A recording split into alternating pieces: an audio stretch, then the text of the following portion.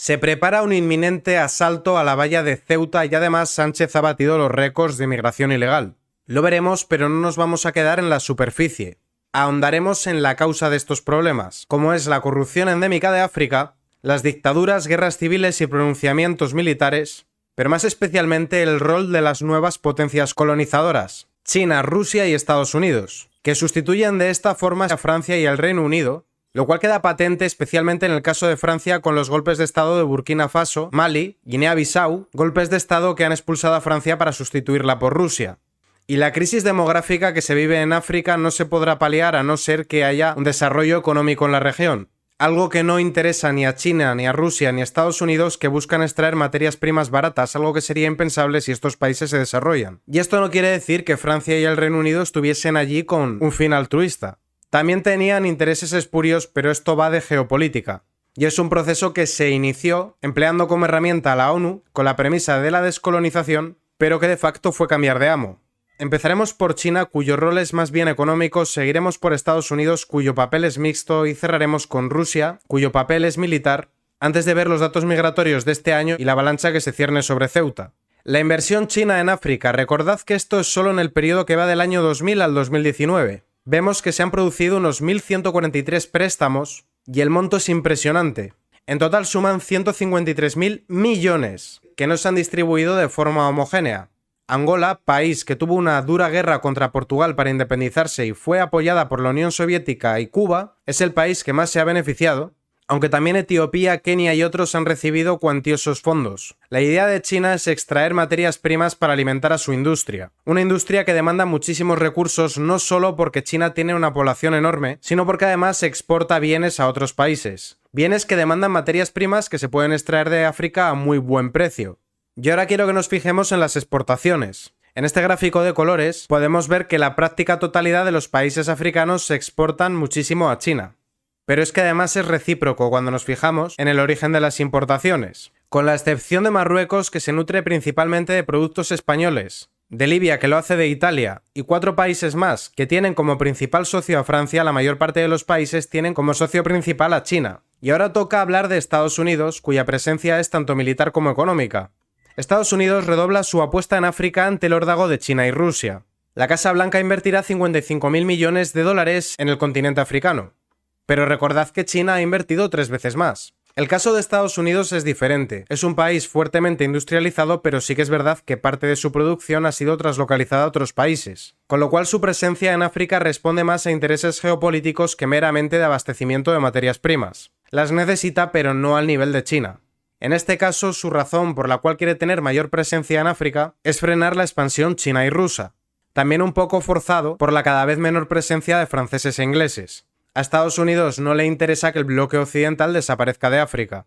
Y ahora toca ver el caso de Rusia, cuya presencia es más bien militar. Y esto responde a que si bien el PIB de Rusia no es demasiado elevado, y desde luego no es equiparable al de China y el de Estados Unidos, todavía sigue siendo una potencia militar, aunque su papel haya podido ser puesto en entredicho tras los fracasos cosechados en Ucrania. Este interesante mapa, elaborado por Patricia Moreno, basado en informaciones del Instituto Español de Estudios Estratégicos, África Mundi, etc., nos muestra el despliegue de Wagner en África. Como podemos ver, tiene una presencia intensa en Mali, donde recientemente hubo un golpe de estado, en Libia, también en Sudán, en la República Centroafricana y en Mozambique, pero además ha intervenido en los resultados electorales de Sudáfrica, Camerún, Madagascar, entre otros, tiene desplegados mercenarios y entrena numerosos ejércitos. Y precisamente que África sea un territorio de disputa entre Occidente y China y Rusia, justamente en un momento en el que volvemos a ir a un mundo bipolar, crea enormes tensiones en África, ya que cada potencia apoya a un grupo distinto con la esperanza de que en caso de que se imponga en ese país les dé un estatus preferente. Y si bien África no es un país homogéneo, sino todo un continente en general, sí que tienen una tasa de natalidad bastante alta, que sumada a la mejora de las condiciones de la higiene y la mejora en la sanidad, provoca que tengan grandes bolsas poblacionales que no pueden incorporarse al mercado laboral y que busquen a través de la inmigración una salida. Y en este mar revuelto, intentan pescar los pescadores de las mafias de las tratas de personas, que a menudo emplean a supuestas ONGs como último eslabón para poder colocar a estos inmigrantes ilegales en Europa. Dentro de este contexto se crea un problema tanto en el país receptor como en el emisor. El país receptor no consigue colocar a estos grupos y ve cómo su infraestructura es superada, creándose también guetos donde no impera la ley del país y focos de delincuencia, mientras que el país emisor pierde a su fuerza de trabajo, a sus jóvenes y generalmente además los más formados. Y a nivel humano también es un problema. Las personas de los países receptores ven cómo sus barrios se depauperan, crece la delincuencia ya que los inmigrantes ilegales no pueden incorporarse al mercado laboral y tienen que recurrir al trapicheo para sobrevivir, y por supuesto para las personas que emprenden estos viajes tampoco es fácil. Muchos mueren ahogados, tienen que hipotecar a sus familias para poder pagar a las mafias y se tienen que separar de sus familias. Es un problema para una mayoría para que se enriquezcan unos pocos. Y cuando hablo de unos pocos no penséis únicamente en los traficantes y en las ONGs. Pensad también en todos esos entes públicos o de carácter semipúblico que se nutren de subvenciones, que reciben cuantiosas partidas y que únicamente una ínfima parte de este dinero la destinan a su función. Y con todo eso en mente vamos a ver qué está pasando en Ceuta. Última hora nos dice Rubén Pulido, tras ser dispersados por las autoridades marroquíes, un grupo de más de un centenar de subsaharianos llama a reagruparse al otro lado de la bahía de Ceuta para un asalto fronterizo inminente. Lo hacen a través de grupos organizados en redes sociales, donde incluso llegan a ubicar a los miembros de las fuerzas y cuerpos de seguridad que se encuentran vigilando las vallas. Acorde a los últimos mensajes difundidos por estos grupos, la mayoría se encuentran en estos momentos en los alrededores de Beliones.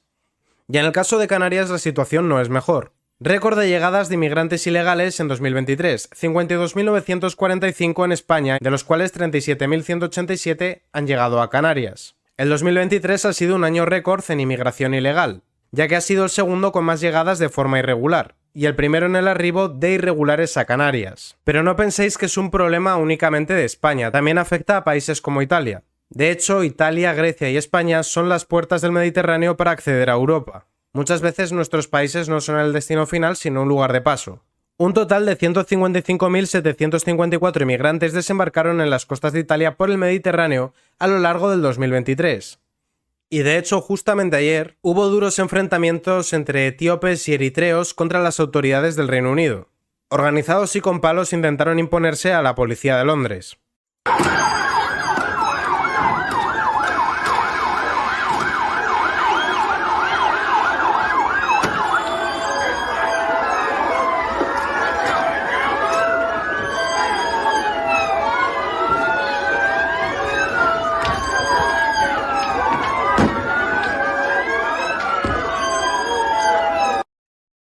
Y todo esto ha creado un cambio en la composición demográfica de Europa, al punto de que un turista eslavo grabando por París se preguntaba dónde estaban los nativos franceses.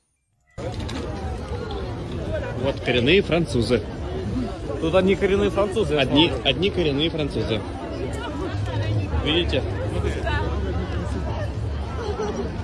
Вот Франция, ребят. Я ж ничего не придумываю. А где белый-то? Тихо ты, брат.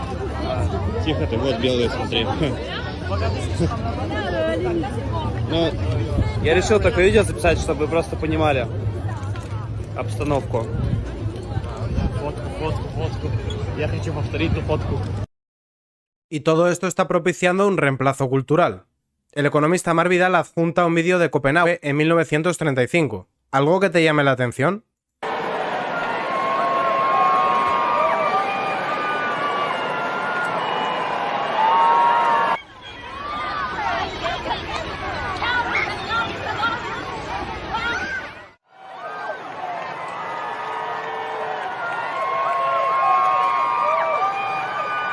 Y no muestro esto para defender la creación de estados étnicamente homogéneos, ni quiero con esto decir que nadie pueda venir a trabajar o invertir. Lo muestro para que seamos conscientes de cómo en algunas partes podemos hablar de una auténtica sustitución.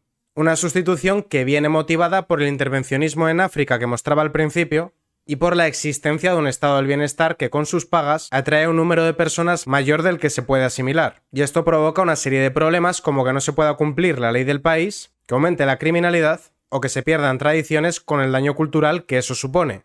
El buenismo y no hacer un buen trabajo en las fronteras tampoco ayuda. Y el problema es mezclar raza con cultura, que son conceptos diferentes. La mayor parte estamos de acuerdo en que el racismo es algo detestable, pero hay personas que han llevado ese argumento bastante más allá, al punto de decir que todas las culturas son iguales, lo cual es falso. Hay culturas mejores y peores. Y precisamente por confundir raza y cultura, niegan realidades como la siguiente. El 46% de los condenados por agresión sexual en España tienen nacionalidad extranjera, y hay que tener en cuenta que son menos del 10% de la población, están sobrerepresentados. Pero lo interesante es de dónde son. Los africanos cometen el 20% de las violaciones en nuestro país, pero demográficamente solo son el 2,4%. Y esto se debe a las diferencias culturales. No en todos los países se considera a la mujer igual que al hombre. Y es muy inocente pensar que al entrar en Europa van a abrazar nuestra igualdad ante la ley y eliminar sus prejuicios hacia las mujeres. Y esto hace que nuestros gobernantes caigan en contradicciones como defender no hacer un trabajo en las fronteras, mientras se llenan la boca hablando de patriarcado, misoginia y machismo. Y aquí conviene aclarar que esto no es algo que vaya a remitir, sino que por el contrario se va a agravar. Porque no parece que se vaya a permitir el desarrollo de África, sino que por el contrario, conforme se van distanciando más el bloque occidental del bloque oriental, más van a intervenir en ese continente. Especialmente porque muchos de los materiales que hay en África son necesarios para la tecnología del futuro. Pero más importante, porque hay muchas personas que hacen negocio del drama que supone la inmigración ilegal. Y estas personas tienen bastante poder, o tienen en nómina a quienes tienen ese poder. Si no tomamos conciencia de la necesidad de desarrollar África y de tomarnos la defensa de las fronteras en serio, más va a aumentar la inmigración ilegal y los problemas que lleva aparejados. Defender el estado del bienestar y las fronteras laxas es ser cómplice de este problema. Que la gente exponga su vida lanzándose al mar no puede llamarse solidaridad, porque es todo lo contrario. Lince TV, política y noticias.